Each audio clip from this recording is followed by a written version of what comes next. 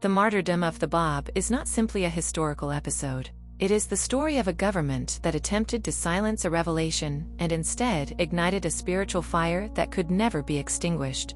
By the middle of the 19th century, Persia was under great strain. The Qajar state was weakened by corruption, fear, clerical pressure, and political insecurity. In such an atmosphere, any new spiritual movement with moral force was seen as a threat. Into this world came the Bab. He was young, radiant, fearless, and uncompromising. His message called people to purity of heart, justice, spiritual renewal, and preparation for the coming of one greater than himself. His title, the Bab, means the gate. Through him, a new age had begun to dawn. His teachings spread with astonishing speed.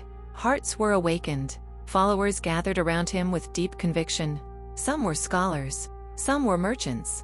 Some were ordinary men and women whose lives were transformed by his words. But to the authorities, this growing movement was not seen as a blessing. It was seen as a danger. The government's strategy became clear. Erase him. Erase his name. Erase his influence. Erase his movement.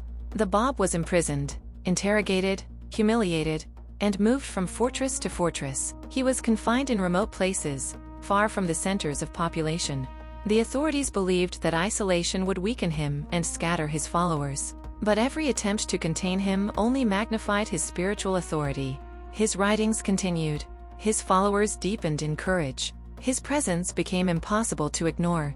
The more the state tried to silence him, the more powerful his cause became. By 1850, the ministers of the Shah concluded that imprisonment had failed. Public humiliation had failed. Clerical denunciation had failed.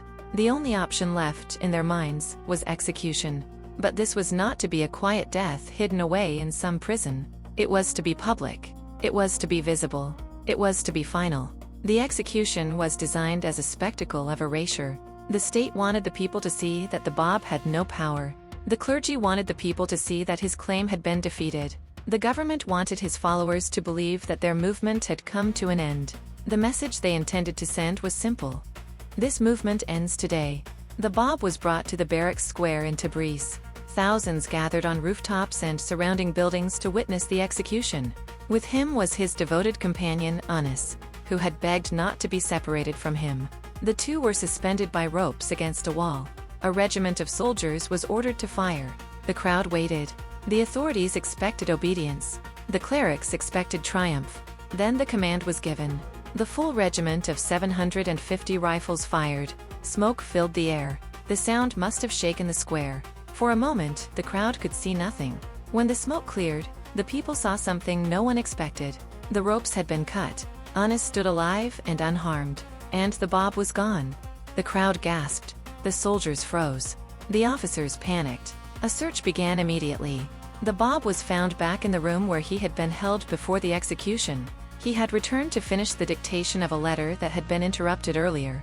Calmly, with complete dignity, he completed what he had been saying. This is the spiritual center of the story. The authorities had tried to silence his voice before his words were finished. But no earthly power could cut short what God had ordained him to complete. The Bab did not flee. He did not call for rescue. He did not use the confusion to escape. He simply finished what had been interrupted. Then he submitted himself again. The first regiment refused to fire a second time. Their commander would not repeat the act. The authorities, shaken and embarrassed, brought in another regiment to complete the execution.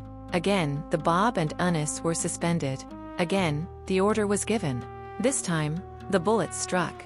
The Bab and his devoted companion were martyred. The physical life of the Bab ended that day. But the purpose of his mission did not end. The revelation he had brought did not end.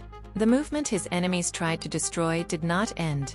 The government had intended his death to erase him. Instead, it immortalized him. The first volley became a sign remembered by history. The first regiment's refusal became part of the story.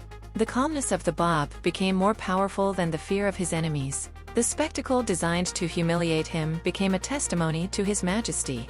The authorities had tried to prove that the Bab was powerless. Instead, they revealed the weakness of a system that could answer spiritual truth only with violence. The martyrdom of the Bab became a turning point. His enemies meant it to be an ending, but it became a beginning. His sacrifice prepared the way for Baha'u'llah, the one whose coming he had foretold. From that suffering, a greater light would rise. For Baha'is, the martyrdom of the Bab is not merely a remembrance of death. It is a remembrance of courage, sacrifice, divine purpose, and the triumph of spiritual truth over oppression. On July 10th, Baha'is around the world pause to commemorate the martyrdom of the Bab, remembering the sacred hour of 1:35 p.m., when his earthly life was taken in Tabriz, Persia, in 1850. This is one of the Bahá'í holy days on which work is suspended. It is a day of reverence, prayer, reflection, and gratitude for a sacrifice that changed the spiritual history of the world. The Bab's enemies intended his execution to extinguish a new revelation. Instead, his martyrdom became a light that continues to shine across the world. The martyrdom of the Bab was meant to say, "This movement ends today." Instead, it announced, "The dawn of a new day has come."